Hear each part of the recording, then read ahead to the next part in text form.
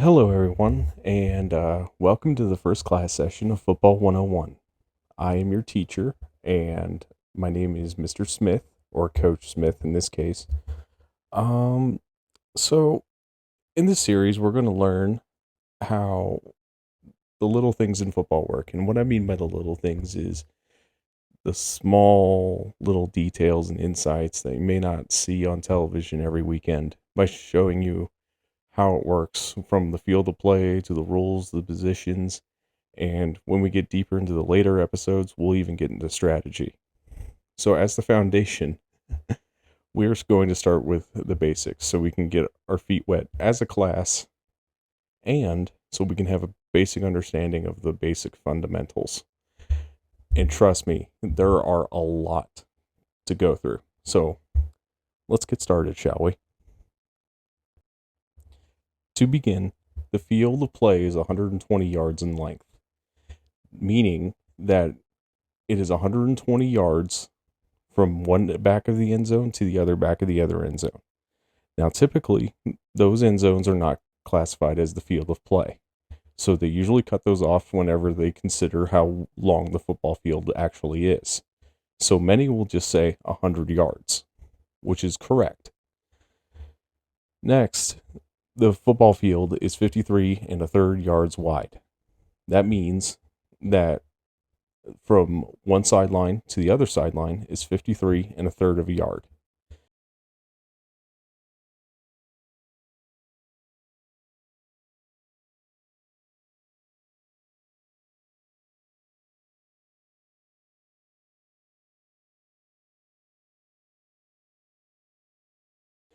Next, the hashes are 20 yards from the sideline. So each hash, like line of hashes, are 20 yards from the nearest sideline.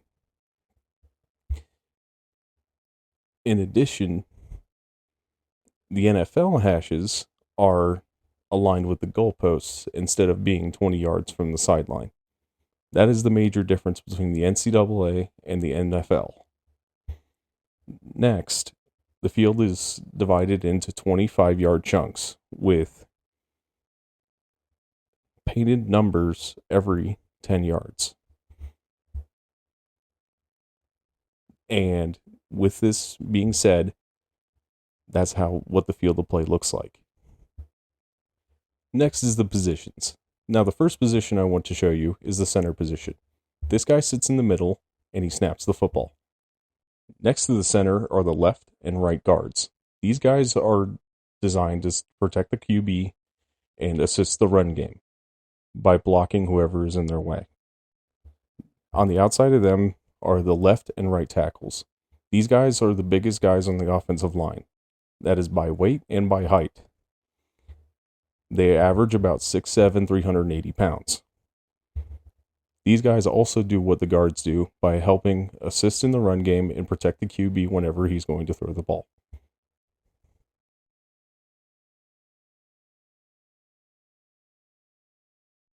Next is the tight end. The tight end is a hybrid between the wide receiver and the lineman. These guys can block and assist with the run game. As well, they can also pass block, and in addition, they can run routes. So they're pretty much a jack of all trades and can do very different things. After that is the fullback. Much like the tight end, they're a jack of all trades. However, the fullback is more of a compact running back and a heavier mix of the lineman and the running back rather than the receiver and the lineman. Next, we have the QB and the running back. The QB and the running back are what is referred to as the nervous system of the offense. They run the offense and they call the plays. They relay the plays to the line and the receivers. That's their job. After that, they catch the snap, hand it off, or run a route, and the QB throws it.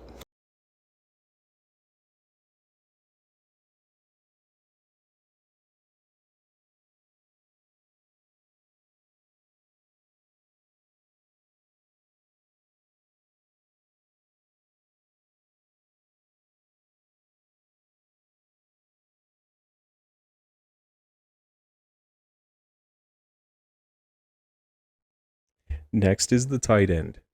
The tight end is a hybrid between the wide receiver and the lineman. These guys can block and assist with the run game. As well, they can also pass block, and in addition, they can run routes. So they're pretty much a jack of all trades and can do very different things. After that is the fullback. Much like the tight end, they're a jack of all trades. However, the fullback is more of a compact running back and a heavier mix of the lineman and the running back rather than the receiver and the lineman.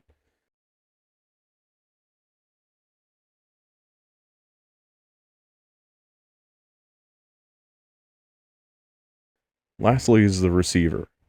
There's two types of receivers. We have the slot receiver, which is the primary route runner and is very good at running routes, but is not very fast in most offenses. On the outside is usually your fastest guy, your number one receiver, the guy that you want to get the ball to 9 times out of 10. With that concludes the offense. After, we have the defense. The defense is very, very, very specific on how they do things. And what I mean by that is this. First, we start with the defensive tackles.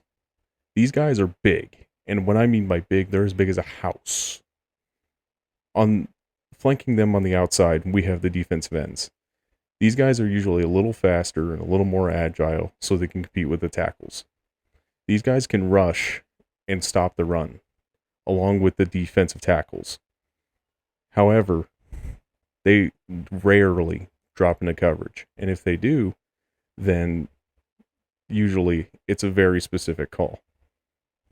Behind them, we have the linebackers. The linebackers are basically the heart of the defense. Without very good linebackers, you don't have a good defense.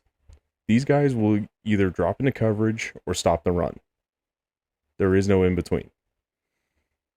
Next, we have the safeties. The safeties are basically the heart and soul of the defense. These guys are the last line of defense before they can get to the end zone. They're usually the fastest people on the field, and they usually hit the hardest.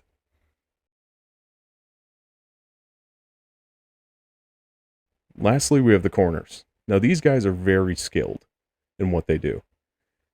They usually use techniques that nobody else uses on the field, and they are almost always defending the pass. They are never not doing pass support. And occasionally, they will blitz, along with the safeties. Next is the officials. The officials' main job in all of this is to maintain order. That is their number one priority. After that, it goes as follows. Make sure the clock is right, making sure that everybody is safe on the field, and the last thing is making sure that everybody is playing by the rules. We'll get to the rules here in a minute. But as of right now, the officials are as follows. Now we have the officials. The officials are here to maintain order and make sure that the pace of the game stays at the right pace. Usually, they are the good guys. However, the media makes them out to be much worse than they actually are. The first official that we will have is the down judge. This sits on the home side of the field, opposite of the side judge, and looks at the side of the formation to make sure that nobody else jumps off sides, and or nobody starts early on the offense. On the other side of the down judge, we have the side judge. The side judge makes sure that on the on the away side, that they're on sides and that nobody starts early. Behind that is the referee and the umpire. These guys watch behind the offensive formation to make sure that no one is holding and that everybody is on sides and legally in the right place. Now, in front of the offensive line, you have the field judge and the back judge. These guys watch for pass interference and defensive holding calls and make sure that the people that are running routes are where they need to be and not committing any penalties. And there you have it. That is the referees. Next, we have penalties. Now, this is how the game goes. It lives and dies by the penalty. And the referees that I previously mentioned assess these penalties. And there's so many different penalties, I can't get to them all. Heck, they could have their own episode. So, the three most common that are called are holding, offside slash false start, which I call a pre-snap penalty, or defensive pass interference, which we'll get to. First, I want to start with is holding. Holding on offense is pretty simplistic. However, a lot of people don't understand that there's a lot of technique behind it. And what I mean by that is when you commit a holding penalty on offense, usually it's because your hands are outside and on their shoulders rather than being inside their chest when you're trying to block somebody. And 9 times out of 10, if you put your hand on their shoulders, they will throw the flag every single time. Personally, I don't know how many holding flags I've had, but I can tell you it's a lot. Next, we have pre-snap penalties. And you can ask any coach at any level, this is definitely the most annoying penalty because it kills your flow. And what I mean by killing your flow is that you think you're about to run a play, but then someone does something before the ball snapped and they have to move back 5 yards, effectively changing your play calling decision. That's what makes it annoying. So, what does it mean to get a pre-snap penalty? And for offense, it's a lot easier to get a pre-snap penalty than it is on defense. Because on offense, if you move even the slightest after you get set, and by getting set, I mean putting both your feet in the ground before the play starts, it's a penalty. And they will throw it. And they don't care. It's a 5-yard automatic penalty every time. But for defense, you guys get a little bit of a mulligan. You guys get a 3-yard cushion before they throw the flag. So if you're lined up on the defensive line and you're behind the ball, you still have a little bit of cushion before they throw the flag on you. Granted, on defense, if you hit the player, it's more yards, but at the same time, defense has the option to get back before the ball is snapped. Next, we have the dreaded pass interference penalty. And let me tell you, some people make it a lot more controversial than it needs to be. And it's pretty cut and dried if you actually look at the rule. And this is where the NFL and the NCAA differ because they on the assessment of the yards, it is different. For the NFL, it is wherever the penalty occurred is where the ball will be spotted. Now, for the NCAA and the amateur people, it's 15 yards from the line of scrimmage. Yeah, I know that's weird, but it is what it is. Now, for the criteria, it's the same. So, if you prevent any receiver, from having the opportunity to catch the ball, that's pass interference. However, if you're just standing in front of them, that's just good defense. So it is a very subjective call, and that's why people don't like it. But there's obviously subjective pass interference calls, but there's also very objective pass interference calls. Like if you lay the dude out, that's obviously pass interference. But like if you like kind of tug his jersey, like maybe, right?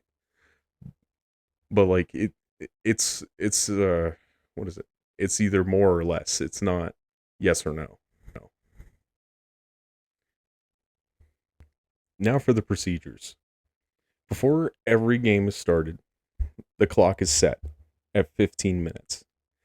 There are 4 15-minute quarters with a break between each quarter, except the second quarter, which there's an extended break.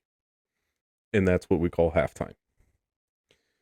And each team is given 3 timeouts at the beginning of each half. In the NFL, you're given challenges where you can challenge rulings. However, in college, it depends on your conference. Yes, that's a huge asterisk right there. They then have both team captains from each team meet in the middle, and they have a coin toss. The visiting team gets the call, either heads or tails, and whoever wins the toss can either receive the ball, and that means they can get the ball first and start on offense with the ball first, or they can kick it to the other team and start on defense first, or they can defer the choice to the other team, and then that automatically gives them the ball in the second half. So whenever the second half starts, they will get the ball first. Most teams that I've seen defer, and that's because it's just a huge advantage to get the ball first in the half, like in the second half. Because if, say, you score in the second half, well, in the first half at the back end, in the beginning of the second half, you'll get the ball back immediately. So, after that, they have a little kickoff where the kicker from one side kicks the ball to the other team where they catch it, and they then try to score on that play after they catch it, and if they get taken down, the play's over. And that's what begins known as a drive. The teams will go back and forth, scoring left and right. And at the end of the time limit, at the fourth quarter, if the teams are still tied, an overtime period must be played. In college, the overtime period is much different than the NFL. In college, you go until nobody can score anymore, and the last person to score wins. In the NFL, it's so complicated. If you score a touchdown first, you automatically win the game. However, if you score a field goal first, you can keep playing. And if you run out of time and you're still tied, it ends in a tie. How un-American. So, yeah, in the NFL, it's like college rules in the playoffs, but that's only for the playoffs. That being said, thank you guys for watching. I'd just like to thank everybody for assisting me in this video, and I'd also like to thank all my subs for being patient with me. I know it's been very difficult, and thank you guys for watching.